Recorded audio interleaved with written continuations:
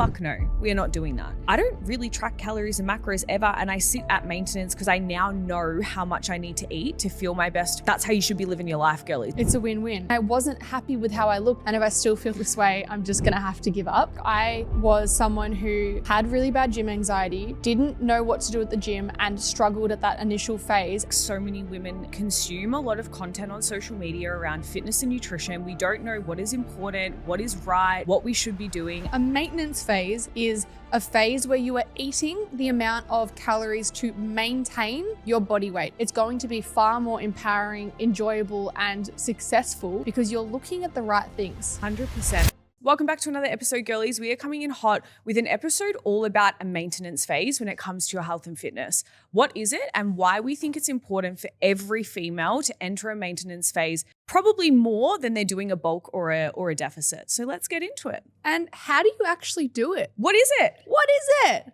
Go hard. All right, first things first, a maintenance phase is a phase where you are eating the amount of calories to maintain your body weight, or at least your stats at the moment. Doesn't necessarily mean you're going to stay the same amount of body fat, but it just means that you're not actively trying to lose weight, you're not in an aggressive deficit, and you're also not in a surplus where you're trying to gain weight. So it's that middle ground there where we kind of like to sit. And the benefit of being in this phase is it's going to be the place where you have more energy. It's going to be the place where you feel really strong. It's going to be the place where you're eating a decent amount of calories versus a deficit where you're dieting and you're constantly, say, low energy and all of the things that are associated with that. And that's why it's so good, because that is going to be one of the places that you thrive and want to spend majority of the year at. 100%. You took the words right out of my mouth, love. Love it. Love it. No, but honestly, I feel like so many women, and we've all been victim to this, where we consume a lot of content on social media around fitness and nutrition. We don't know what is important, what is right, what we should be doing. And a lot of us fall victim to undereating, underfueling, and simply spending majority of the year in a quote unquote deficit phase. Now, when I think about any kind of goal, and this is how I kind of structure if a client was to come to work with me, is if you come to work with me, you are doing a 2 to 3 week maintenance phase period. Even if you said you've been in a deficit, even if you said this, that, whatever, there is always going to be a period where you are doing a maintenance phase to start, to essentially assess where you're sitting before we think about going into a deficit or going into a calorie surplus to grow. Now, eating enough food and being in a maintenance phase is where, in my opinion, all of the good shit happens. 1, you have energy. 2, you are not fatigued. 3, you don't have as bad DOMs. You don't pull up as sore after your training sessions. 4, you're eating food. You're living your best life. You're going out. You're able to, have a little bit more calories to play around with. You can have dessert. And honestly, that is the phase that I personally spend majority of my year in. Yeah, same. So do I. And I think that is the phase that I would say would be the ultimate goal to be working towards. Once you've achieved, let's just say you have a big fat loss goal. Once you have achieved that, the goal should be, let's maintain around about this amount where we can enjoy all of those benefits that Kate mentioned. So I think that getting into how do you calculate that? Of course, if you can invest in a coach to guide you through that process. Otherwise, you can look online at like macrocalculator.com to get a bit of a guide. None of these things are going to be a perfect science. You're going to just have to adjust it to see how your body responds. But that would be the best place to start if you're going to do this solo. Yeah, there's a really good calculator that you can use online. What did you just say? I think macrocalculator.net. Yeah. I use one, it's tdee.net. We'll pop it in the show notes below. We'll pop it in the show notes below. Like Jem said, it's not going to be 100% accurate. Obviously, you're going to have to eat at those calories that are set for you for a period of time and see whether or not you're gaining or losing weight and either increase the food, stay the same, etc. But it is a really great place to start, especially if you don't know what the hell you're doing. Yep. And in terms of how do you actually know if you're eating those maintenance calories, you can of course track. You can use Chronometer or MyFitnessPal like we both have had and done before. And the benefit of actually doing that is getting a really good gauge of what that actually looks like so you don't have to track long term. So let's just say you had your rough maintenance calories, let's just say hypothetically, it's like 2,200, say, and getting an idea of what does a day eating 2,200 calories with a high protein intake actually look like? How do I structure that? And tracking in the short term can get you used to structuring your meals and balancing that out throughout the day. Off the top of my head, I'm thinking like brekkie that's high protein, whatever, eggs, omelet, so on, maybe a protein smoothie, lunch, snack, dinner. And once you have done that and you're feeling those benefits and you're seeing kind of how things are moving, then you can use a more flexible approach where you're not having to track everything, which I would always say, again, would be the ultimate goal. 100%. I also am a massive fan of learning how to track calories and macros. Now, I know that's not going to be for everyone, but from a empowerment and education perspective, I actually think that everybody should learn how many calories are in foods that we're consuming from a non-restrictive approach. The only way that you are going to feel more in control, understand food, feel empowered is by simply educating yourself on that. And if you are somebody who doesn't know how much food they're consuming, but feels like they're constantly stuck in this loop of either undereating and feeling fatigued, overeating, putting on weight, I believe that you should be learning about calories and macros. Now, I am not saying that we track our calories and macros 365 days a year for the next 80. Fuck no, we are not doing that. We are using it as a tool that we have in our toolbox that we can pull out whenever we need it to either get a gauge of what we're eating. If we have a specific goal, we want to go into a deficit. We have a specific goal, we want to go into a surplus. We can do that. But I definitely think, what's that thing that everybody says? I can't remember, but it's something along the lines of like, you wouldn't not know how much money is coming into your bank account and look at your finances. So why are you treating food the same? Like learning about your food and being able to understand what it is that you're eating, paying attention to how that makes you feel as well is going to be a really, really important thing to help you in a maintenance phase, to get you to understand it. Now, the second thing I want to quickly move into, or third thing or fourth thing, I don't bloody know how many things I've spoken about on this episode, but mindset around maintenance. Now, what I see is probably the hardest thing is women going from a period of undereating or chronically being in a deficit all of the time to then moving into a maintenance phase and really either not wanting to do that, avoiding it, or putting it off for far too long because they are afraid that they are going to gain weight. Now, I'm going to be very honest with you girls. Moving into a maintenance phase, so doing a proper reverse diet, you will see changes and fluctuations in the scale. You are starting to slowly increase your food up to that maintenance phase. So we need to be okay with the fact that the scale weight might start to fluctuate.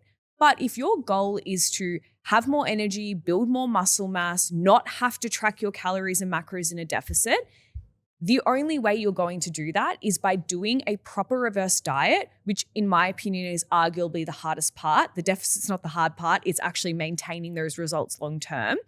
Doing a proper deficit reverse diet, which we're happy to do an episode on if you guys want it, drop it in the comments. And then being okay mentally understanding that the scale weight is going to fluctuate, but that is now in line with my goals of gaining strength and not feeling so fatigued anymore. Yeah, I think back to the tracking, completely agree that tracking just gives you better nutritional literacy. It's as simple as that. It gives you a better understanding of your consumption and it really just helps you have a better gauge on what you could do to improve how you're currently eating to get you closer to your goals. Now, in terms of maintenance, I think that it's hugely important to think about your mindset, like Kate said. And I always like to reflect on if you're really caught up on the scales, is that actually aligning with your goal? Because I am sure that 9 out of 10 of you guys really want body recomp.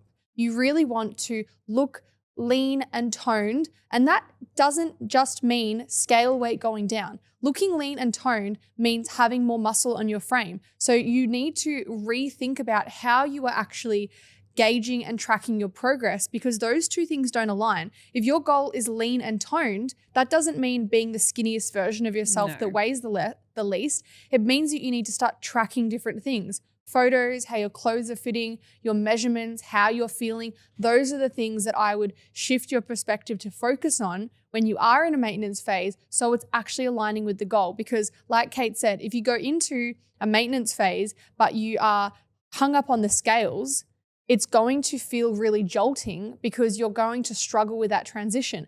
Versus if you think about all of the benefits of a maintenance phase and you're aware that your actual core goal is body recomp and you're measuring the things that I just mentioned, it's going to be far more empowering, enjoyable, and successful because you're looking at the right things. 100%. And like, I'm a living, walking evidence proof of that.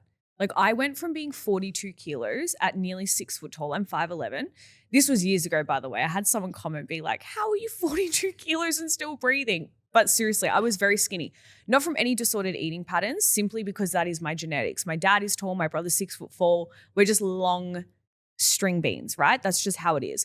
I went from 42 kilos at nearly 6 foot to 64 kilos. Now, I gained over 20 kilos over the span of like 6 or 7 years.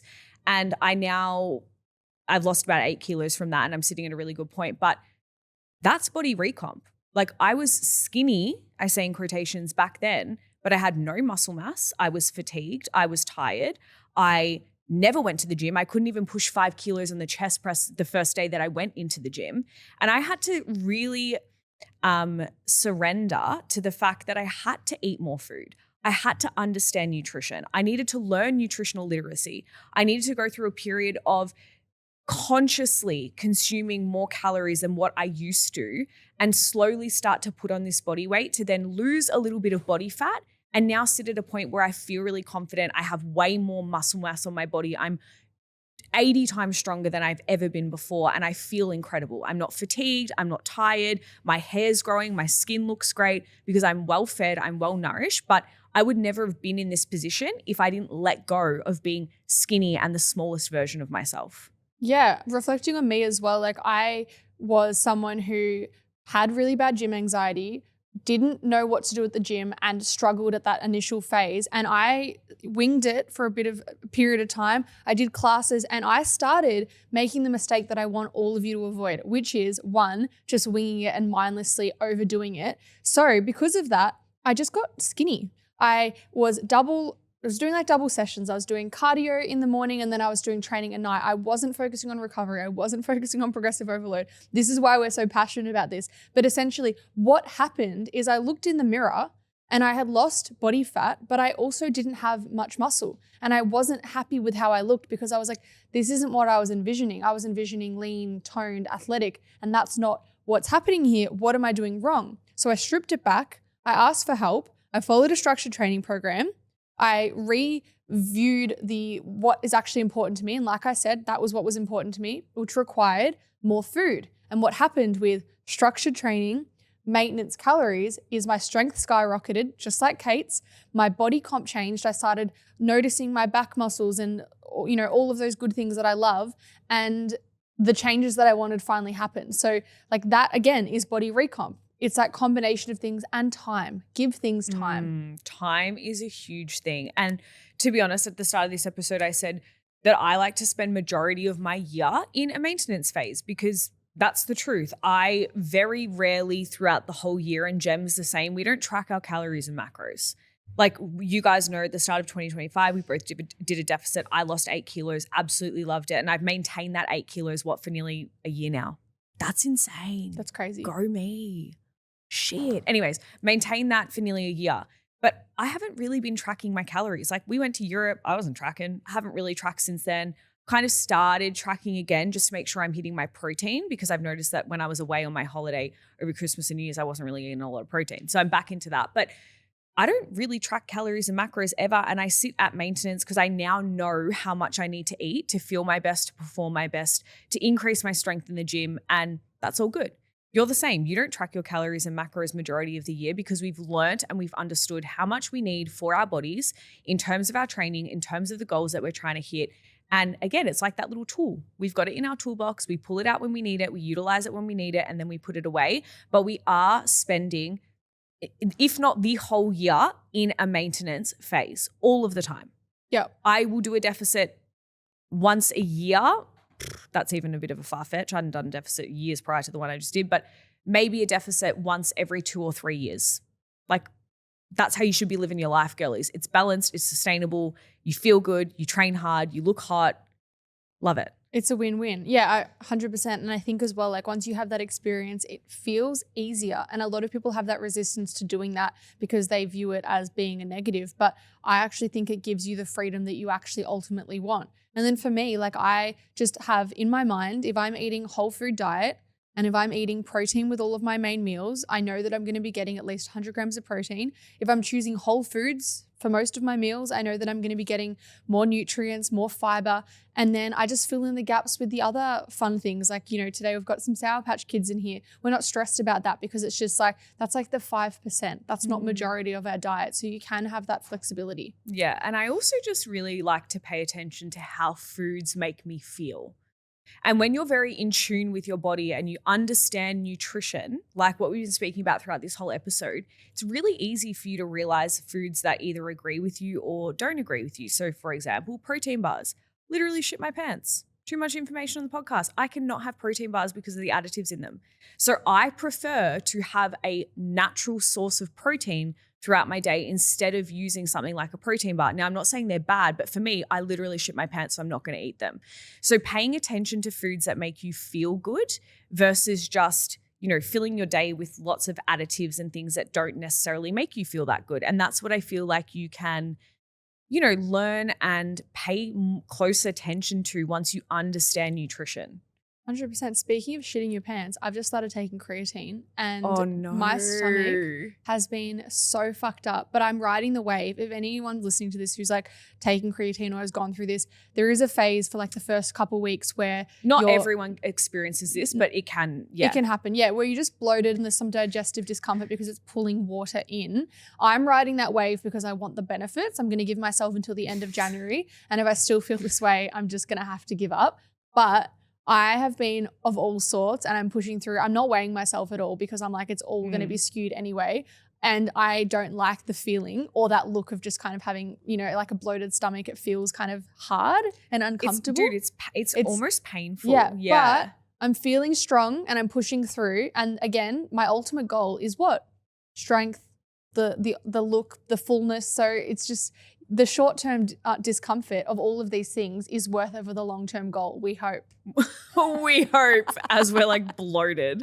Alrighty, well, that wraps up today's episode. I feel like we covered that maintenance really, really well. Yeah. So much for listening. And like Kate said, if you want us to deep dive into a particular part of this episode, like we spoke about the reverse diet aspect, if there is any other element you want us to do a whole episode about, let us know in the comments so we know what you guys want to see. And if you are listening over on Spotify, thank you. Hello. Please just leave us a little comment so we know what you thought of this episode anyway. And if you're over on YouTube, you guys know what to do. Like, subscribe, turn on that notification bell, and we will see you next week. Love you. Bye.